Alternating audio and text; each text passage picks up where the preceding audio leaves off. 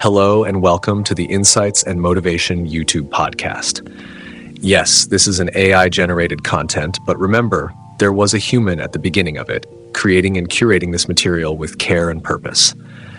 I request you, dear listener, to step aside from any bias and listen to the message itself. Take the message, not the messenger. That is the key. The same is true for the rest of the playlists and podcasts on this channel, each designed to inspire thought, dialogue, and transformation. Now let me begin the podcast. Religion, spirituality, and belief systems, culture-preserving applications of democratic principles. Religion and spirituality are among the deepest roots of culture. They shape not only rituals and festivals, but also ethics, community bonds, and the worldview of entire generations. A democratic classroom that respects religious diversity and spiritual heritage ensures that education becomes an agent of harmony, equity, and moral responsibility without ever suppressing identity. Let's explore how each principle of democracy can be practiced through this lens. WASH 1. Equality and inclusivity in schools. Why belief matters. Exclusion often hides in subtle practices, ignoring minority festivals, privileging one ethical code, or treating secular perspectives as superior to spiritual ones. Cultural lenses. Examples. Multi-faith societies, India, Lebanon, Nigeria, dominant traditions often overshadow minorities. Secular nations, France, Turkey, tension between private faith and public expression. Indigenous practices, Australia, Latin America, Canada, marginalization of ancestral rituals. Syncretic cultures, Brazil, Caribbean, blending of African, indigenous, and European traditions. Non-religious perspectives, atheist or humanist students may feel silenced in faith-heavy contexts.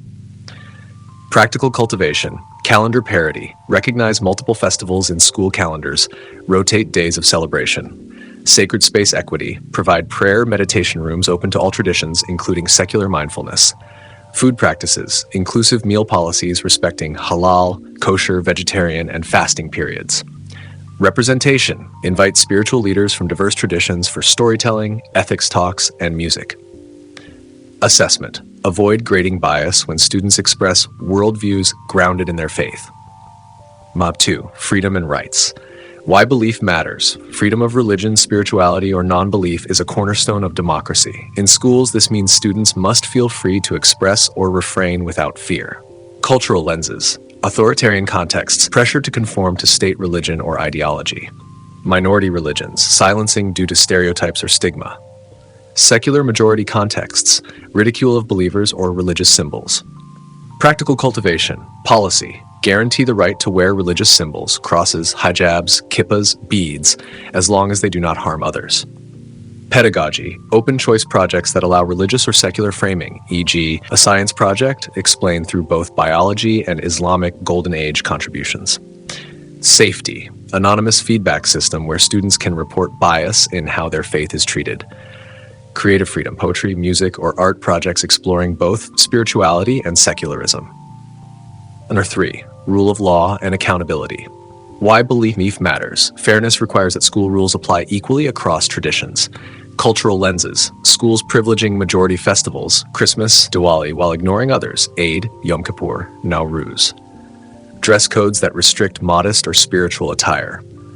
Practical cultivation, equal application. If schools grant leave for one religion's holidays, they must grant it for all recognized traditions. Uniform policies. Allow culturally and religiously appropriate attire. Appeals provide a clear process for students to raise religious discrimination cases. Accountability. Staff must also follow non-discrimination guidelines. Teachers cannot express bias in class. 4. Participation and representation. Why belief matters. Representation ensures students of all traditions see themselves in leadership and cultural life.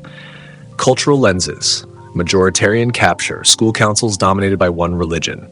Interfaith regions, historical conflict spilling into student groups. Practical cultivation, interfaith student councils ensure seats for students from varied traditions. Festival committees, rotate leadership of cultural events among different faith or secular groups. Dialogue programs, students host panels where each group presents how they see ethics, justice, or community service. Decision power, councils influence not only festivals but also curriculum additions, e.g. elective on comparative religion. 5. Transparency and truthfulness. Why belief matters. Openness reduces suspicion and prevents rumors about favoritism. Cultural lenses. Faith-sensitive issues. Halal, kosher food, fasting accommodations.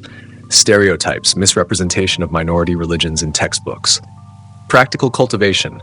Curriculum clarity. Make syllabi transparent about which religions and philosophies are taught and how. Policy communication. Publish clear rules on accommodations during fasting or prayer times. Fact-checking. Encourage students to research and debunk myths about religions. Open archives. Share school records of holiday leave or funding for cultural activities publicly. 6. Deliberation and dialogue. Why belief matters. Religious dialogue must move beyond debate into mutual listening. Cultural lenses. Interfaith societies' history of mistrust requires careful facilitation. High-context cultures, indirect disagreement, faith issues require tact. Practical cultivation. Interfaith circles, students share stories about rituals, prayers, or moral codes. Scripture dialogues. Compare ethical themes across texts. Bhagavad Gita, Bible, Quran, Buddhist sutras, indigenous oral traditions. Guided reflection. Pause for mindfulness before dialogue, reducing hostility. Sentence frames. In my tradition, we see it this way. I wonder how yours views it. Respect norms. Prohibit mockery. Require empathy in disagreement. Chapter 7. Checks, balances, and power sharing. Why belief matters. Religion can be a source of authority. Checks prevent domination. Cultural lenses. Teacher bias. Teachers pushing their own tradition. Peer dynamics. Majority faith silencing minorities. Practical cultivation. Rotational leadership. Festival committees rotate chairing by tradition. Peer evaluation. Students review schools' interfaith inclusivity. Feedback loops. Surveys track fairness in religious representation. Power mapping. Visualize event participation by faith group to highlight gaps. 8. Civic education and awareness. Why belief matters. Civic skills develop when tied to ethical and spiritual traditions. Cultural lenses. Indigenous governance models. Consensus councils align with civic practice. Faith-based charity, linking zakat, teething, seva, or dana with modern civic responsibility. Practical cultivation. Mock interfaith parliaments simulate decision-making across traditions. Budgeting exercises. Allocate resources across multiple festivals equally. Service projects. Students connect spiritual values, charity, stewardship, with civic duties, environment, equity. Media literacy. Analyze how religious events are portrayed in different news outlets. 9. Social justice and equity. Why belief matters. Religious minorities often experience systemic injustice. Cultural lenses. Persecuted groups, Rohingya, Yazidis, Dalits, need safe expression. Secular students, equity includes space for non-belief.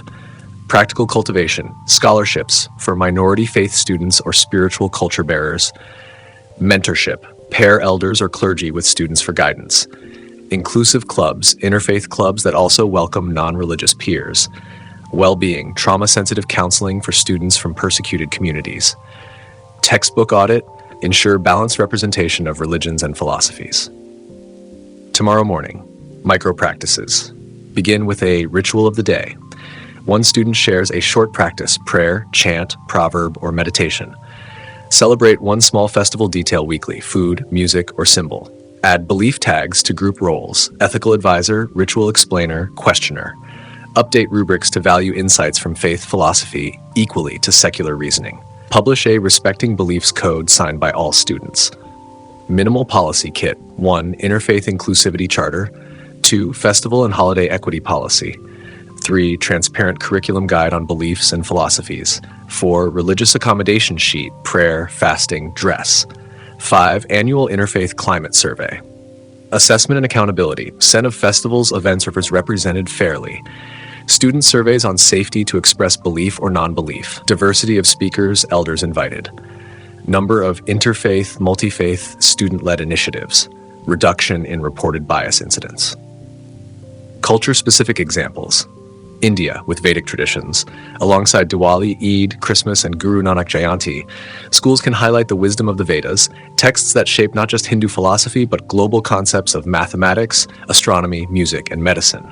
Students could learn simple Vedic chants for memory and rhythm, study principles like Rita, cosmic order, as parallels to environmental responsibility, and explore Upanishadic dialogues as models for respectful questioning.